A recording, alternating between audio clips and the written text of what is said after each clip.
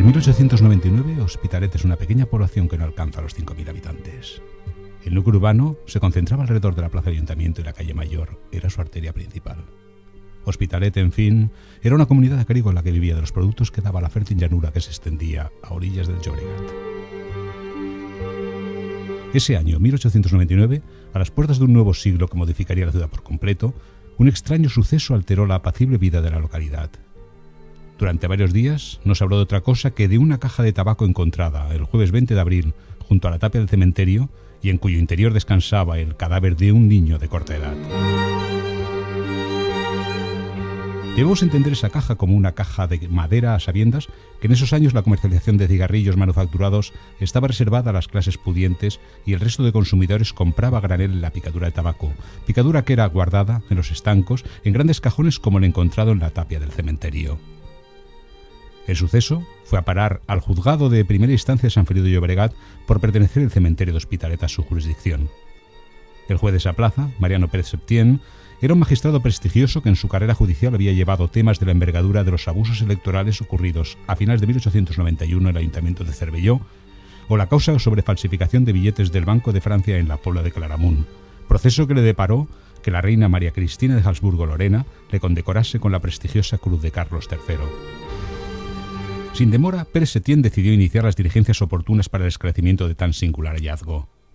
La primera teoría del juez fue que, tanto víctima como criminal, eran vecinos de algún pueblo de las inmediaciones al lugar donde había sido hallado el cadáver.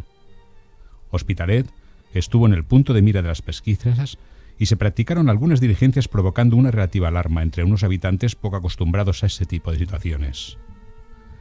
Dos vías de investigación fueron las seguidas para el esclarecimiento de los hechos. Por un lado, fue consultado el registro civil de nacimientos de los últimos años y por otro se interrogó a todos los empleados de los estancos de la zona para averiguar cuál era el que había vendido el cajón de tabaco que había servido de improvisado ataúd. Esas investigaciones surtieron efecto cuando un estanquero manifestó haberlo vendido desconociendo el fin último del cajón. Esa información fue determinante para la detención de Manuel Ganao, padre de la criatura muerta. Ganao era de oficio guarda de consumos en Sants y en esa plaza tenía su residencia. Al no pertenecer Sants a la jurisdicción de San Feliu, Pérez Septién tuvo que hacer uso de las facultades concedidas por la ley de enjuiciamiento criminal para poder continuar en la resolución del caso.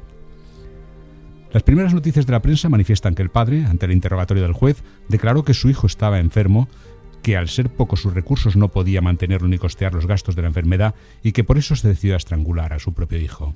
La información a la que había tenido acceso el reportero de La Vanguardia resultó equivocada, puesto que 2 días más tarde el mismo periódico se desdice de sus palabras y detalla que el niño murió a consecuencia de una bronquitis y que, enterado en padre de que los gastos que le ocasionaría el entierro ascenderían a una cantidad que no podría sufragar, decidió comprar el cajón de tabaco, introducir a su hijo dentro y llevar por sí mismo el cadáver al cementerio. 2 días después, con fecha 5 de mayo, el mismo diario informa de la puesta en libertad de Manuel Ganao sin que pesen sobre él cargo ni responsabilidad alguna en el supuesto delito que fue objeto de actuaciones judiciales.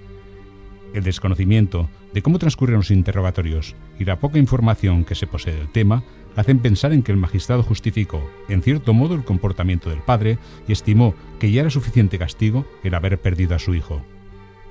La honradez, pues, del que fue objeto de sospechas ha quedado comprobada. Es la frase con que la prensa terminó la información de este trágico suceso, una historia de la que ya nunca más se volvió a hablar.